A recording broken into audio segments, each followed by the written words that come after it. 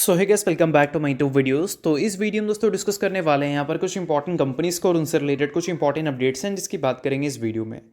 तो चलिए दोस्तों वीडियो की शुरुआत करते हैं। सबसे पहली कंपनी की बात करते हैं। पहली कंपनी का नाम है KPIT टेक्नोलॉजीज लिमिटेड। बट इसको डिस्कस करने से पहले दोस्तों, अगर आपने अभी तक चैनल को सब्सक्राइब नहीं किया है तो चैनल को सब्सक्राइब करके बेल आइकन को प्रेस कर लो और सेबी रजिस्टर्ड टेलीग्राम चैनल को भी ज्वाइन कर लेना, जो लिंक आपको डिस्क्रिप्शन में देखने को मिल जाएगा।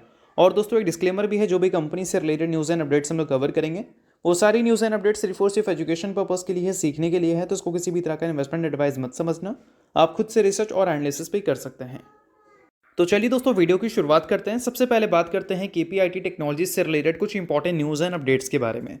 सो दोस्तों आज के दिन की बात करें तो कंपनी का परफॉर्मेंस हमें काफ़ी सही देखने को मिला है। इनफैक्ट इस कंपनी का ही नहीं, अगर बाजार की बात करें तो कल के मुकाबले या फिर परसों के मुकाबले अगर बाजार को आज के दिन देखें तो बाजार में भी एक रिकवरी देखने को मिली और साथ में कई सारी कंपनीज जो पिछले कुछ टाइम से गिरावट रिपोर्ट करती हुई दिख रही थी उसमें भी आपको रिकवरी देखने को मिली, जिसमें आपको KPIT टेक्नोलॉजी का भी नाम देखने को मिलता है।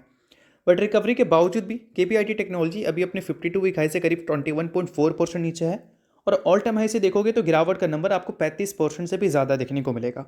अब पिछले कुछ टाइम में KPIT टेक्नोलॉजी लगातार इसलिए खराब परफॉर्म की है क्योंकि KPIT टेक्नोलॉजी में जो जनरली 30-40% की ग्रोथ हम देखा करते थे उस बेसिस पर मार्केट ने भी वैल्यूएशन दे रखा था।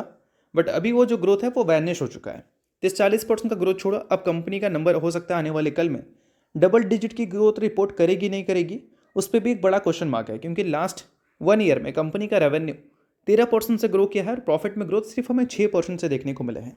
अब इसके पीछे का सबसे बड़ा रीज़न है ऑटो सेक्टर में वीक बोल सकते हैं स्पेंडिंग। ऑटो सेक्टर की जो कंपनीज होती हैं उसको ये कंपनी टेक प्रोवाइड करती है और ऑटो सेक्टर जो स्पेंडिंग करती थी कोविड के बाद उसको काफ़ी ज़्यादा स्लो कर चुकी है ग्लोबल अनसर्टिनिटीज़ की वजह से। और इस वजह से जो भी कंपनी ऑटो सेक्टर के लिए काम करती है उनके नंबर भी स्लो हुए हैं, जिसमें KPIT टेक्नोलॉजी जैसी कंपनीज दिखती है, टाटा एलेक्सी जैसी कंपनीज भी आपको देखने को मिलती है। बट ये स्पेंडिंग अगर थोड़ा इंप्रूव होती है तो उस केस में क्या है कि KPIT जैसे कंपनी से हम एक अच्छी ग्रोथ की उम्मीद कर सकते हैं या फिर ग्रोथ में रिकवरी की उम्मीद कर सकते हैं। साथ में दोस्तों इस कंपनी के शेयर होल्डिंग पैटर्न की बात करें तो यहाँ पर अगर हम बात करें FIS के बारे में तो एक टाइम पे FIS इस कंपनी में लगभग 24% स्टेक ओन करते थे। 2024 के फाइनेंशियल ईयर की ये बात हो रही है और अगले 2 साल में 24% से स्टेक गिरकर 14% पे आ चुके हैं। ऑलमोस्ट FIS ने इस कंपनी के 10% स्टेक डायलूट कर दिए हैं। और वही अगर हम DIS की बात करें तो इस पीरियड में DIS ने अपने स्टेक्स को इंक्रीज़ किया है, जिसके 14% स्टेक हमें देखने को मिलते थे, अभी के टाइम पे देखोगे तो वो ऑलमोस्ट 24% हो चुके हैं। यानी कि उल्टा बोल सकते हैं FIS और DIS की एक्टिविटीज़ में हमें देखने को मिली है। और जनरली क्या होता है कि FIS हाई ग्रोथ कंपनी में इन्वेस्टमेंट करना प्रेफर करती है और पिछले कुछ सालों में कंपनी का ग्रोथ पहले के मुकाबले स्लो हुआ है। इस वजह से FIS की इंटरेस्ट इस कंपनी से रिड्यूस हुई है। बट देखते हैं कि ग्लोबल अनसर्टिनिटीज जब खत्म होगी, कंपनी के क्लाइंट की तरफ से स्पेंडिंग पावर इंक्रीज होगी तो कंपनी में एक बिजनेस में इंप्रूवमेंट देखने को मिल सकती है। तो ये सारी चीज़ों को ज़रूर आप नोट आउट कर सकते हो।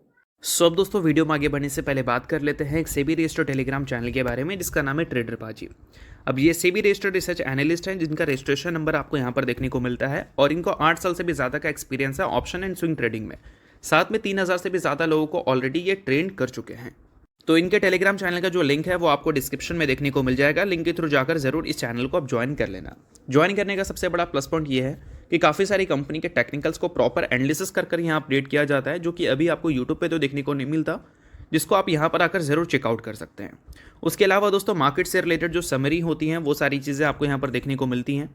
मार्केट से रिलेटेड जो इंपॉर्टेंट न्यूज़ एंड अपडेट्स होता है वो भी आपको यहाँ पर देखने को मिलता है। साथ में सेबी रजिस्टर्ड टेलीग्राम चैनल है तो इनके कॉल्स वगैरह भी दिखते हैं, जिसको भी चाहो तो आप चेकआउट कर सकते हो। तो लिंक डिस्क्रिप्शन में है, लिंक के थ्रू जाकर बिल्कुल फ्री ऑफ कॉस्ट आप इस टेलीग्राम चैनल को ज्वाइन कर सकते हैं। तो चलिए दोस्तों बात करते हैं अगली कंपनी के बारे में। सो अगली कंपनी का नाम है BSE लिमिटेड। सो दोस्तों आज के दिन की बात करें तो ये कंपनी भी काफ़ी ज़्यादा फोकस में थी। फोकस में रहने का सिंपल सा रीज़न है कंपनी की परफॉर्मेंस हमें काफ़ी इंप्रेसिव देखने को मिली। अब इसके पीछे का सबसे बड़ा क्रेडिट अगर हम किसी को देना चाहें तो वो हम मार्केट को दे सकते हैं। आज के दिन के ट्रेडिंग सेशन को अगर हम हटा भी दें, उससे पहले का 3 ट्रेडिंग सेशन अगर हम देखें तो वहाँ पर BSE काफ़ी ख़राब परफॉर्म कर रही थी और उसके पीछे का भी क्रेडिट अगर कोई लेगा तो ऑब्वियसली बात है मार्केट लेगा। मार्केट में जब गिरावट होती है तो कैपिटल मार्केट से जुड़ी कंपनीज के बिजनेस डिस्टर्ब होते हैं और कैपिटल मार्केट से जुड़ी कंपनीज की परफॉर्मेंस में भी इंपैक्ट देखने को मिलती है, जो कि आपने पिछले 3 ट्रेडिंग सेशन में देखा। और आज के दिन जब मार्केट थोड़ा रिकवर की तो BSE जैसी कंपनीज काफ़ी अच्छा परफॉर्म करती हुई दिखी। सेंसेक्स में गेन आपको 400 पॉइंट की देखने को मिली, निफ्टी में भी गेन आपको अच्छी खासी देखने को मिली। तो ऑब्वियसली बात है कि ऐसे टाइम पे हमारी कैपिटल मार्केट से जुड़ी कंपनी में लोगों का जो इंटरेस्ट है वो इंक्रीज़ हो जाता है। और इंक्रीज़ इसलिए होता है दोस्तों क्योंकि एफआईएस की अगर हम बात करें तो एफआईएस जो अपने स्टेक्स को इस कंपनी में लगातार इंक्रीज़ कर रही थी। एक टाइम पे देखोगे तो एफआईएस के स्टेक कितना हमें देखने को मिलते थे, यहाँ पर 11% देखने को मिलते थे, फिर 13% हुआ, 16% हुआ, फिर 16.5% हुआ, फिर 18% हो गया। इस पीरियड में एफआईएस स्टेक अपनी इंक्रीज़ क्यों कर रही थी? क्योंकि लगातार बीएसई के नंबर्स अच्छे रह रहे थे।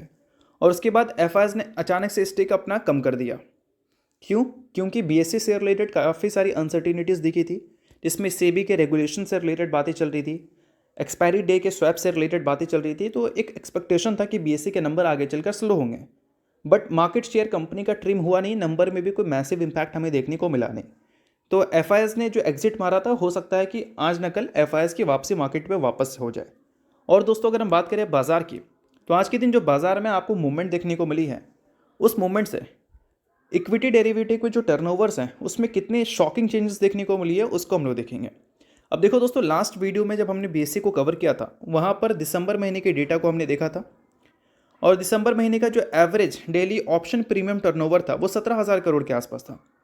बट अब देखोगे वो नंबर सीधा बढ़कर 19,838 करोड़ तक जा चुका है, यानी कि एक मस्त ज़बरदस्त जंप हमें देखने को मिली है। और नवंबर महीने का जो एवरेज था उससे भी ये ऊपर जा चुका है। तो बोलते हैं ना कि अगर दिसंबर का महीना अच्छा चल रहा है स्टॉक मार्केट के लिए, तो जितनी भी कैपिटल मार्केट से जुड़ी कंपनी है, मेनली जो इक्विटी डेरिवेटिव से पैसा कमाती है, वो सारी कंपनी खुश हो जाएगी।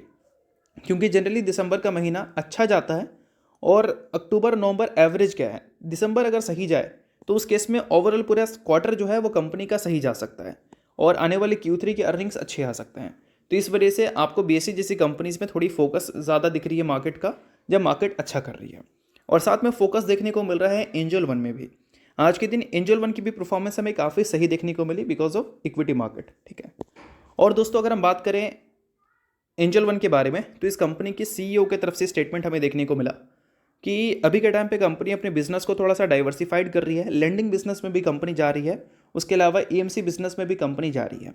बट सीईओ ने ये बताया है कि ब्रोकिंग बिजनेस अभी भी कंपनी के लिए स्ट्रॉन्ग कोर की तरह काम कर रहा है, और लेंडिंग बिजनेस और जो बाकी आपको बिजनेस देखने को मिलते हैं ग्रोइंग वाले, वो भी कंपनी के लिए काफ़ी ज़्यादा अच्छा कर रहे हैं। अभी के टाइम पे कंपनी से रिलेटेड अगर डिटेल में चीज़ों को देखोगे तो ब्रोकिंग एंड डिपॉजिटरी से कंपनी पहले जितना पैसा कमाती थी वो टोटल रेवेन्यू का 81% था, और अभी टोटल रेवेन्यू का 72% है। क्यों? क्योंकि डाइवर्सिफाइड कंपनी ने किया है अपनी बिजनेस को।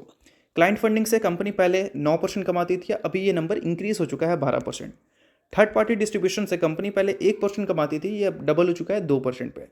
और दोस्तों अभी रिसेंटली कंपनी ने न्यू बिजनेस सेगमेंट जो इंट्रोड्यूस किया था एसेट मैनेजमेंट का, वहाँ पर कंपनी का जो करंट एसेट है 2025 के फाइनेंशियल ईयर के एंड तक वो 74 करोड़ हमें देखने को मिल रहे हैं। साथ में कंपनी अगले 2 से 3 सालों को लेकर ये प्लान कर रही है कि वो बिल्ड कर रही है, ऑफर बोल सकते हैं, बिल्ड करेगी एंड ऑफर करेगी अ passive investment product across the asset classes and market cap segment. तो ये सारी चीज़ों को भी आप नोट करना है। साथ में दोस्तों वेल्थ मैनेजमेंट से रिलेटेड भी कंपनी आपको बिजनेस इंट्रोड्यूस करती हुई दिख रही है। उसके अलावा लेंडिंग बिजनेस जहाँ पर कंपनी लोन्स वगैरह प्रोवाइड करती है, वो सारी चीज़ें भी। बट अभी भी देखोगे तो कंपनी का जो मेन सोर्स ऑफ रेवेन्यू है वो हमें एफएनओ मार्केट से ही देखने को मिलता है, और इसके लिए स्टॉक मार्केट का अच्छा रहना ज़रूरी होता है। और स्टॉक मार्केट अगर अच्छा करता है तो ये सारी कंपनीज हमेशा खुश रहती है, और आज के दिन इसलिए ये सारी कंपनीज की परफॉर्मेंस में आपने अच्छी परफॉर्मेंस विटनेस की होगी। तो ये सारी चीज़ों को आप डेफिनेटली नोट कर सकते हो। तो चलिए इसके अलावा बात करते हैं अगली कंपनी के बारे में, जिसका नाम है दोस्तों भारत रसायन। रिसेंटली कंपनी ने 1:1 के रेशियो में बोनस दिया था और 1:2 के रेशियो में स्प्लिट दिया था।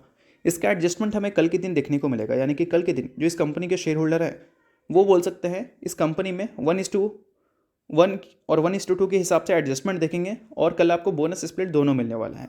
सो अगर आप भारत रसायन के शेयर होल्डर हैं तो इस चीज़ को डेफिनेटली आप नोट कर सकते हो। शेयर होल्डर नहीं हो आप इग्नोर कर सकते हो। न्यूज़ थी इस वजह से मैंने बता दिया, बाकी ये किसी भी तरह का रिकमेंडेशन नहीं है। तो होप करता हूँ ये वीडियो आपको अच्छा लगा। वीडियो लाइक कीजिए, परिवार सब्सक्राइब कीजिए। वीडियो के लिए बहुत बहुत शुक्रिया।